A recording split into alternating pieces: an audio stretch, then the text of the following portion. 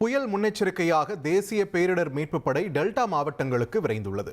தஞ்சாவூர், நாகப்பட்டினம், மயிலாடுதுறை, புதுக்கோட்டை, கடலூர், திருவாரூர் மாவட்டங்களுக்கு தலா ஒரு குழு சென்றுள்ளது. ஒரு குழுவுக்கு 30 பேர் வீதம் மொத்தம் 8 குழுக்களும், இது தவிர 4 மோப்ப நாய்களும் களமிறக்கப்பட்டுள்ளன. மறுபுறம் சென்னை மற்றும் புறநகரில் 900 தீயணைப்பு வீரர்கள், ரப்பர் படகுகள் உள்ளிட்ட நவீன மீட்பு உபகரணங்களுடன் தயார் நிலையில் உள்ளனர். இது தொடர்பான விவரங்களோடு இணைகிறார் எமது செய்தியாளர் தாயுமானவர்.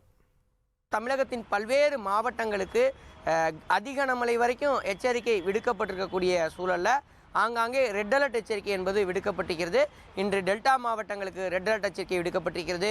30ஆம் தேதி பார்த்தோம் என்றால் தமிழகத்துடைய வடகடலோர மாவட்டங்கள், பெரும்பாலான மாவட்டங்களுக்கு எச்சரிக்கை என்பது விடுக்கப்பட்டிருக்கிறது.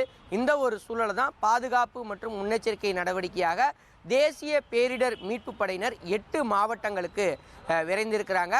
குறிப்பாக 30 பேர் கொண்ட குழுவினர் 8 மாவட்டங்களுக்கு விரைந்திருப்பதை பார்க்க முடிகிறது.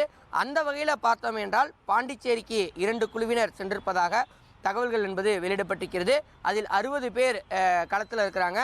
அதே போல் தஞ்சாவூர், நாகை, மயிலாடுதுறை, புதுக்கோட்டை, கடலூர், திருவாரூர் என ஒவ்வொரு மாவட்டத்திற்கும் என ஒரு குழு வீதம் மொத்தம் 8 குழுவினர் சென்றிருக்கிறாங்க. அவர்கள் அங்கே தாழ்வான பகுதிகள் மற்றும் வெள்ளம் பாதிக்கக்கூடிய பகுதிகளில் களப்பணியாற்றுவதற்கும் மக்களை பாதுகாப்பாக சம்பந்தப்பட்ட பகுதிகளில் அழைத்து செல்வதற்கும் அங்கே பணியாற்றக்கூடிய காட்சிகளை பார்க்க முடிகிறது.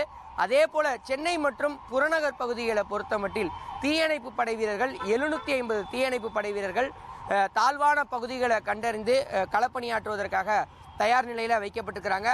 ரெட்டேரி ஜங்ஷன், தாம்பரம், குன்றத்தூர், மணலி, வேளச்சேரி உள்ளிட்ட 14க்கும் மேற்பட்ட தாழ்வான இடங்கள் மற்றும் திருவள்ளூர் மாவட்டத்தில் 2 இடங்கள், செங்கல்பட்டு மாவட்டத்தில் 2 இடங்களில் மீட்பு பணி உபகரணங்களோடு தீயணைப்பு படை வீரர்கள் பாதுகாப்பு பணியில் மக்களை மீட்கக்கூடிய பணிகளில் தயார் நிலையில் வைக்கப்பட்டிருக்கிறாங்க. குறிப்பாக ரப்பர் படகுகள், எமர்ஜென்சி ரெஸ்கியூ ஆப்ரேஷன் மேற்கொள்வதற்கான அனைத்து உபகரணங்களோடு அவர்கள் அனைவருமே பணியில் இருப்பதாக தகவல்கள் என்பது வெளியிடப்பட்டிருக்கிறது.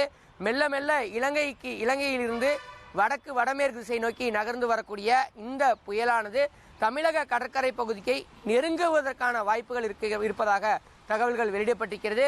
தற்போதைய சூழலில் டெல்டா மாவட்டங்களில் 50 முதல் 60 கிலோமீட்டர் வேகத்தில் பலத்த காற்றும் தரைக்காற்றும் வீசுவதால் கடுமையான பாதுகாப்பு பணிகளில் ஈடுபடுவதற்கு தேசிய பேரிடர் மீட்பு படையினர் ஒருபுறமும் தீயணைப்பு படை வீரரும் தொடர்ந்து பணியாற்றக்கூடிய காட்சிகளை நாம் பார்த்து வருகிறோம்.